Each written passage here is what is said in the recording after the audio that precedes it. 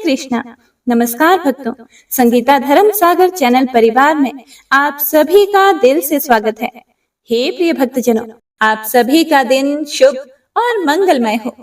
तो आइए सुनते हैं आज की महत्वमय कथा में आगे का वृतांत, जिसमें आज हम राजा को स्वप्न में और प्रत्यक्ष भी भगवान का दर्शन किस प्रकार हुआ और किस प्रकार उन्होंने भगवत प्रतिमाओं का निर्माण किया और उनकी यात्रा की महिमा का वर्णन सुनेंगे। ओम नमो नारायणाय। ब्रह्मा जी कहते हैं कि हे मुनिवरों, इस प्रकार स्तुति करके राजा ने समस्त कामनाओं को पूर्ण करने वाले सनातन पुरुष जगन्नाथ भगवान वासुदेव को प्रणाम किया और चिंता मगन हो पृथ्वी पर कुश और वस्त्र बिछाकर भगवान का चिंतन करते हुए वे उसी पर सो गए। सोते समय उनके मन में यही संकल्प था कि सबकी पीड़ा दूर करने वाले देवाधिदेव भगवान जनार्दन कैसे मुझे प्रत्यक्ष दर्शन देंगे। सो जाने पर देवाधिदेव जगत गुरु भगवान वासुदेव ने राजा को स्वप्न में अपने शंख, चक्र और गदा धारण करने वाले स्वरूप का दर्शन करवाया। राजा इंद्रद्युम्न ने बड़े प्रेम से भगवान का दर्शन किया।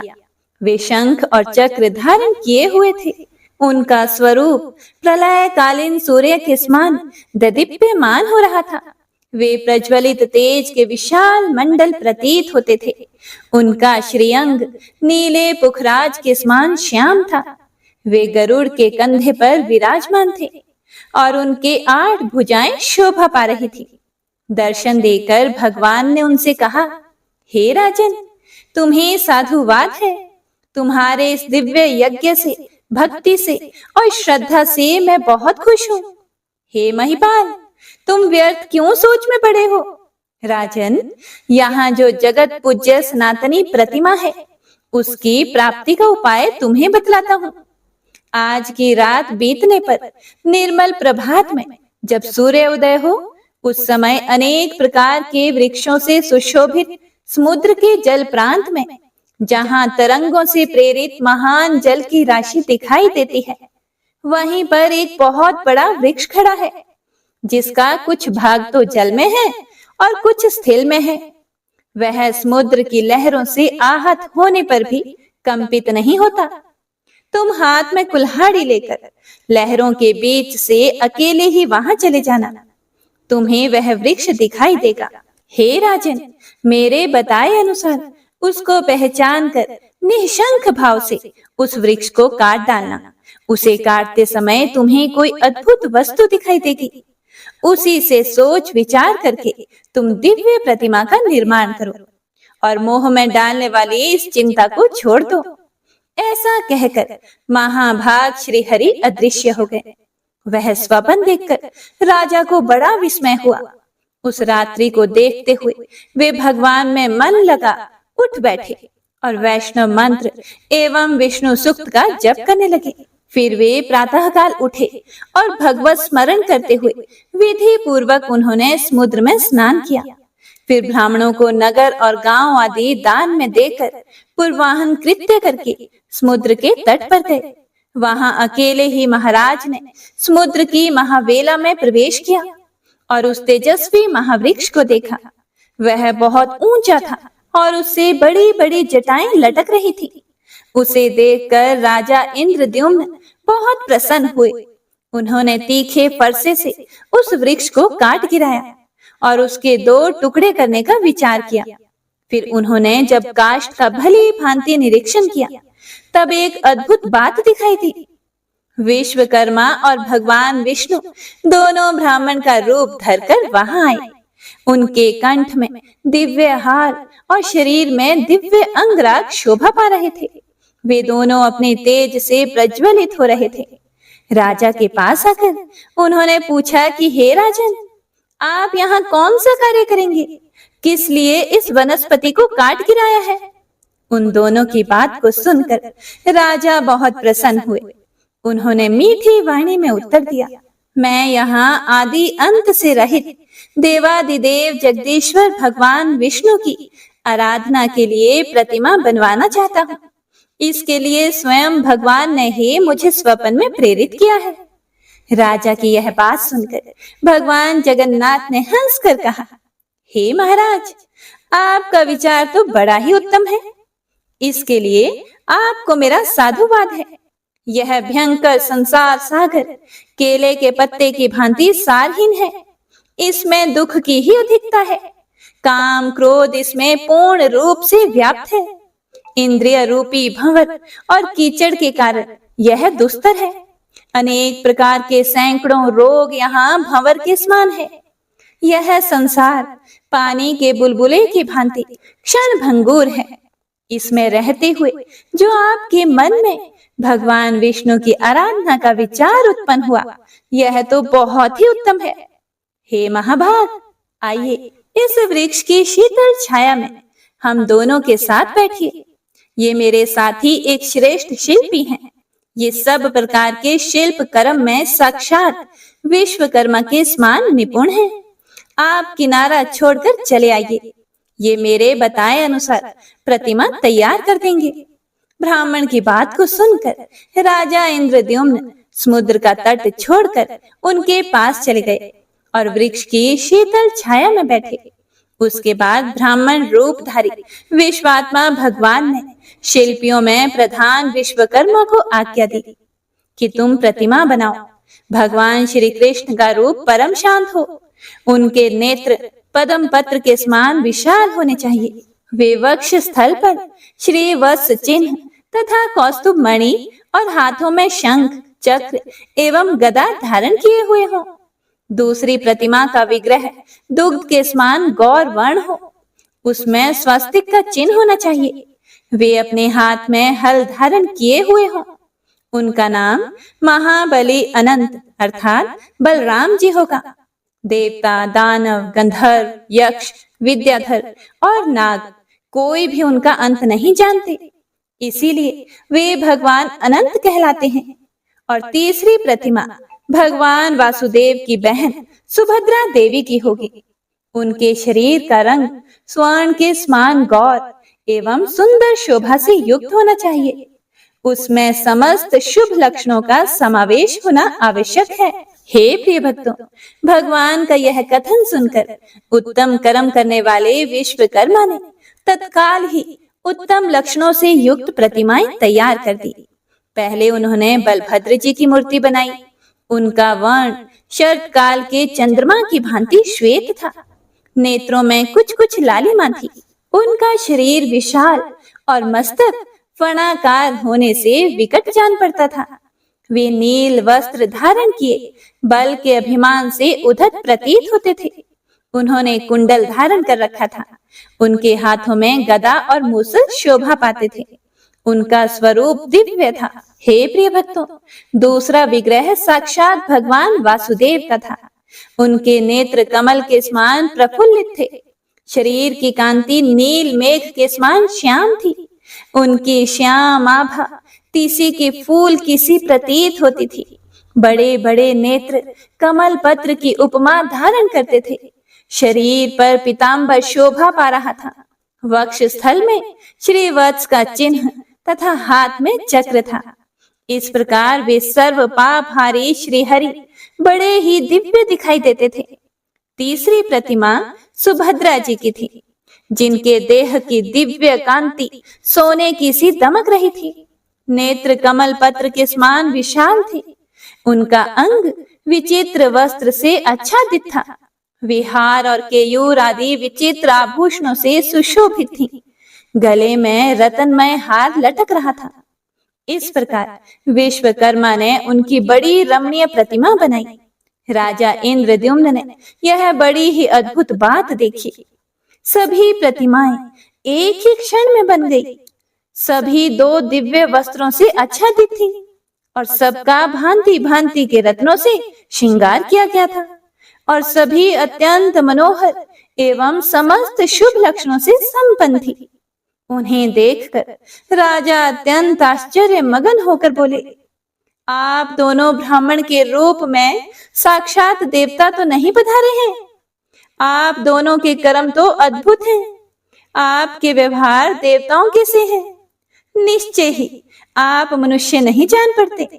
आप देवता हैं या मनुष्य, यक्ष हैं अथवा विद्याधर, आप ब्रह्मा और विष्णु तो नहीं हैं, दोनों अश्विनी कुमार तो नहीं हैं, आप मायामय रूप से स्थित हैं।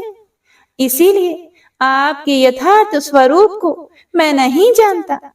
अब आप ही दोनों की शरण में आया हूं, मेरे सामने अपने स्वरूप को प्रकाशित कीजिए। हे प्रिय भक्तों, फिर श्री भगवान बोले, मैं देवता, यक्ष, दैत्य, देवराज इंद्र, ब्रह्मा अथवा रुद्र नहीं हूं। मुझे पुरुषोत्तम समझो। मैं समस्त लोगों की पीड़ा दूर करने वाला, अनंत बल पौरुष से संपन्न और संपूर्ण भूतों का आराध्य हूँ। मेरा कभी अंत नहीं होता, जिसका सब शास्त्रों में उल्लेख किया जाता है, वेदांत ग्रंथों में वर्णन मिलता है, जिसे योगी जन ज्ञान गम्य एवं वासुदेव कहते हैं। वह परमात्मा मैं ही हूँ। स्वयं मैं ही ब्रह्मा, मैं ही विष्णु, मैं ही शिव, मैं ही देवराज इंद्र तथा मैं ही जगत का नियंत्रण करने वाला यम हूँ। पृथ्वी आदि 5 भूत, त्रिविध अग्नि, जलाधिप वरुण, धरती और पर्वत भी मैं ही हूँ। संसार में जो कुछ भी वाणी से कहा जाने वाला स्थावर जंगम भूत है, वह मेरा ही स्वरूप है। यह चराचर विश्व मेरे अतिरिक्त कुछ भी नहीं है। हे राजन, मैं तुम पर बहुत प्रसन्न हूँ। हे सुव्रत, मुझसे तुम कोई वर मांगो। तुम्हारे हृदय में जो भी अभीष्ट वस्तु हो, वह मैं तुम्हें अवश्य दूंगा। जो पुण्यवान नहीं है, उनको स्वप्न में भी मेरा दर्शन नहीं होता। तुम्हारी तो मुझ में दृढ़ भक्ति है, इसीलिए तुमने मेरा प्रत्यक्ष दर्शन किया है। भगवान वासुदेव का यह वचन सुनकर राजा के शरीर में रोमांच हो आया। वे इस प्रकार स्तोत्र गान करने लगे, हे लक्ष्मीकांत, आपको नमस्कार है। हे श्रीपते, आपके दिव्य विग्रह पर पीत वस्त्र शोभा पाता है। आप लक्ष्मी प्रदान करने वाले और लक्ष्मी के स्वामी हैं। हे श्रीनिवास, आप लक्ष्मी के धाम हैं। आपको मेरा नमस्कार है। आप आदि पुरुष, ईशान, सबके ईश्वर, सब और मुख वाले, निष्कल एवं सनातन परम देव हैं। आपको मेरा प्रणाम है। आप शब्द और गुणों से अतीत, भाव और अभाव से रहित, निर्लेप, निर्गुण, सूक्ष्म, सर्वज्ञ तथा सबके रक्षक हैं। आपका स्वरूप वर्षा काल के मेघ के समान श्याम है। आप गौ तथा ब्राह्मणों के हित में संलग्न रहते हैं, सबकी रक्षा करते हैं, सर्वत्र व्यापक और सबको उत्पन्न करने वाले हैं। आप शंख, चक्र, गदा और मूसल धारण करने वाले देवता हैं। आपके श्रीअंगों की सुषमा नील कमल दल के समान श्याम है। आप श्री सागर के भीतर शेष नाग की शैया पर शयन करने वाले हैं। इंद्रियों के नियंता सर्व पापहारी श्री हरि हैं। आपको नमस्कार करता हूँ। आप देव देवेश्वर, वरदाता, व्यापक, सर्वलोकेश्वर, मोक्ष के साधक तथा अविनाशी भगवान विष्णु हैं। आपको फिर से मेरा प्रणाम है। इस प्रकार भगवान की स्तुति करके राजा ने हाथ जोड़कर प्रणाम किया और धरती पर मस्तक टेक कर कहा, हे नाथ, यदि आप मुझ पर प्रसन्न हैं तो मैं यह उत्तम वर मांगता हूँ। देवता, असुर, गंधर्व, यक्ष, राक्षस, महानाग, सिद्ध, विद्याधर, साध्य, किन्नर, गुह्यक, महाभाग ऋषि, अनेक शास्त्रों के प्रवीण विद्वान, सन्यासी, योगी, वेद तत्व का विचार करने वाले तथा अन्य अन्य मोक्ष मार्ग के ज्ञाता मनीषी पुरुष, जिस निर्गुण, निर्मल एवं शांत परम पद का ध्यान करते हैं, उस परम दुर्लभ पद को मैं आपके प्रसाद से प्राप्त करना चाहता हूँ। फिर भगवान बोले, हे राजन, आपका कल्याण हो। सब कुछ आपकी इच्छा के अनुसार होगा। मेरे प्रसाद से आपको अभिलषित वस्तु की प्राप्ति होगी। हे राजन, तुम 10,900 वर्षों तक अपने अखंड साम्राज्य का उपभोग करो। इसके बाद उस दिव्य पद को प्राप्त होगे, जो देवता और असुरों के लिए भी दुर्लभ है, जिसे पाकर सभी मनोरथ पूर्ण हो जाते हैं, जो शांत, गूढ़, अव्यक्त, अव्यय, पर से भी पर, सूक्ष्म, निर्लेप, निष्कल, ध्रुव, चिंता और शोक से मुक्त तथा कार्य और कारण से वर्जित ज्ञेय नामक परम पद है, उसका तुम्हें साक्षात्कार करवाऊंगा। उस परमानंदमय पद को पाकर तुम परम पद मोक्ष को प्राप्त हो जाओगे। हे राजन, इस पृथ्वी पर जब तक बादल पानी बरसाते रहेंगे, जब तक आकाश, चंद्रमा, सूर्य और तारे दिखते रहेंगे, जब तक 7 समुद्र तथा मेरु आदि पर्वत मौजूद रहेंगे, तथा जब तक ध्युलोक में देवताओं की सत्ता बनी रहेगी, तब तक इस भूतल पर चारों तरफ तुम्हारी अक्षय कीर्ति छाई रहेगी। तुम्हारे यज्ञांग से प्रकट होने वाला तालाब इंद्रद्युम्न सरोवर के नाम से प्रसिद्ध तीर्थ होगा, जिसमें एक बार स्नान करके भी मनुष्य इंद्रलोक प्राप्त कर सकते हैं। जो इस सरोवर के सुंदर तट पर पिंडदान करेगा, वह अपनी 21 पीढ़ियों का उद्धार करके इंद्रलोक को जाएगा और वहां विमान पर बैठकर अप्सराओं से पूजित होकर गंधर्वों के गीत सुनता हुआ 14 इंद्रों की आयु पर्यंत निवास करेगा। सरोवर के दक्षिण भाग में नैऋत्य कोण की ओर जो बरगद का वृक्ष खड़ा है, उसके समीप केवड़े के मन से आच्छादित एक मंडप है, जो अनेक प्रकार के वृक्षों से व्याप्त है।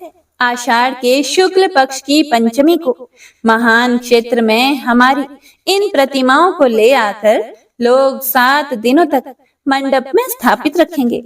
उस समय बड़ा उत्सव होगा। सोने के दंड लगे हुए चंवर तथा रतन भूषित व्यंजनों द्वारा सब लोग हमें हवा करेंगे।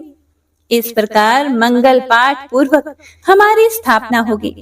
ब्रह्मचारी, सन्यासी, स्नातक, वानप्रस्थ, गृहस्थ, सिद्ध तथा अन्य ब्राह्मण अनेक प्रकार के पदों वाले स्तोत्रों तथा ऋक, यजु एवं सामवेद की ध्वनि से बलराम और श्री कृष्ण की स्तुति करेंगे।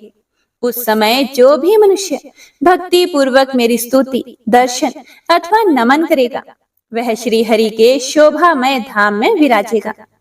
इस प्रकार राजा को वरदान देकर विश्वकर्मा सहित भगवान विष्णु वहां से अंतर ध्यान हो गए। राजा के हर्ष की सीमा न रही। उनका शरीर रोमांचित हो गया।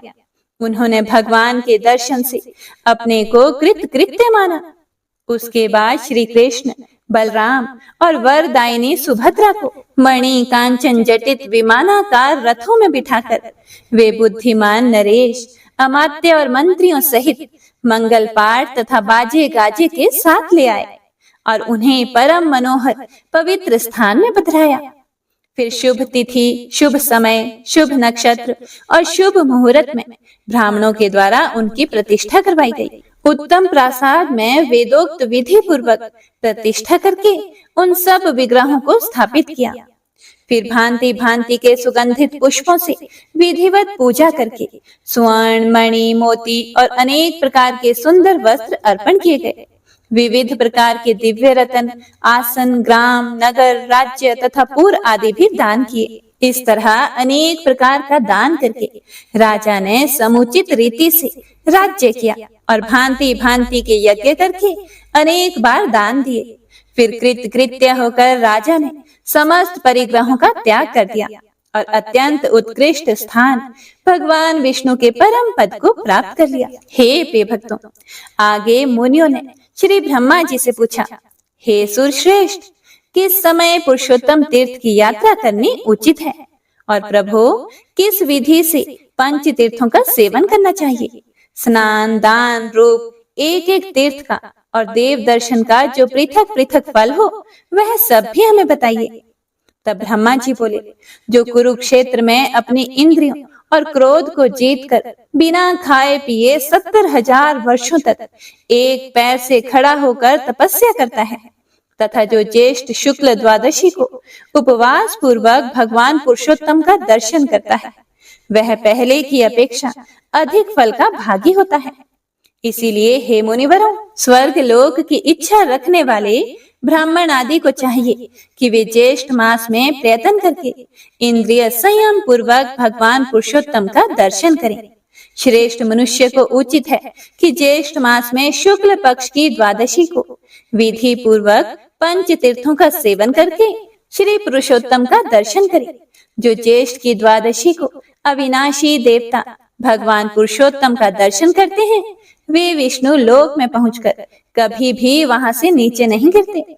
इसीलिए ज्येष्ठ में प्रयत्न पूर्वक वहां की यात्रा करनी चाहिए और वहां पंच तीर्थ सेवन पूर्वक पुरुषोत्तम का दर्शन करना चाहिए। जो अत्यंत दूर होने पर भी प्रतिदिन भक्ति पूर्वक भगवान पुरुषोत्तम का कीर्तन करता है, वह शुद्ध चित्त होकर भगवान विष्णु के धाम में जाता है।